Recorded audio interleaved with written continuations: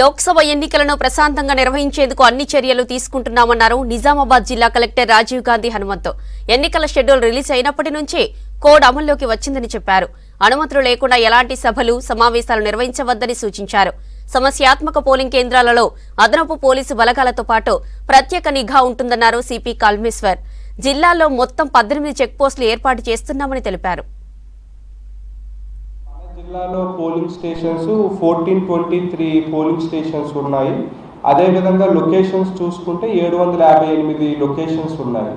So వీటిలో మనము critical polling stations అనేది ఇప్పుడు 150 లొకేషన్స్. ఇవి బేస్డ్ ఆన్ మనకి లాస్ట్ పార్లమెంట్ ఎలక్షన్స్ జరిగిన ఇన్సిడెంట్స్, ఎఫ్ఐఆర్స్ బేస్ చేసుకొని, అదేవిధంగా మొన్న రీసెంట్గా జరిగిన 2023లో జరిగిన అసెంబ్లీ ఎలక్షన్స్ బేస్ చేసుకొని దీన్ని రివైజ్ చేయడం జరిగింది. So it is like dynamic process. అంటే ఇప్పుడు ఈ క్రిటికల్ పోలింగ్ స్టేషన్స్ ఇవే ఉంటాయి అనేది కాకుండా, సో ఇవి మనకి ఫ్యూచర్లో మనకి నెక్స్ట్ పోలింగ్ డే వరకు కూడా, సో నెక్స్ట్ జరుగుతున్న ఇన్సిడెంట్స్, అదేవిధంగా డైనమిక్స్, అక్కడ ఉన్న సెన్సిటివిటీ ప్రకారంగా కూడా క్రిటికల్ పోలింగ్ స్టేషన్స్ కూడా నెంబర్స్ అనేది మనకి పెరగడం కానీ తగ్గడం కానీ జరుగుతూ ఉంటుంది.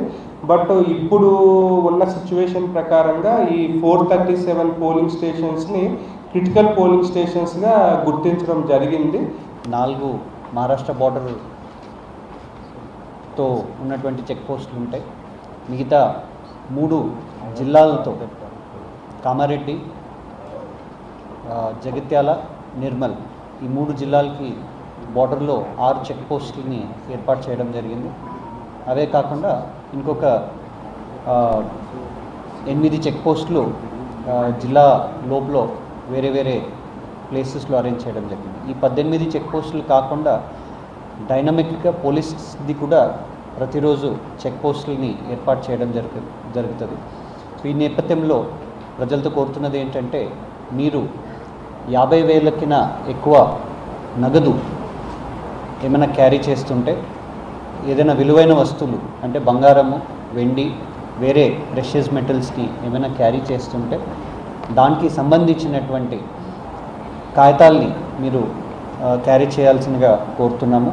వాణిజ్య సంస్థలు ఏమైనా మెటీరియల్స్ని క్యారీ చేస్తుంటే దానికి సంబంధించినటువంటి బిల్స్ని, ఇన్వాయిసెస్ని కూడా క్యారీ చేయాల్సిందిగా కోరుతున్నాము.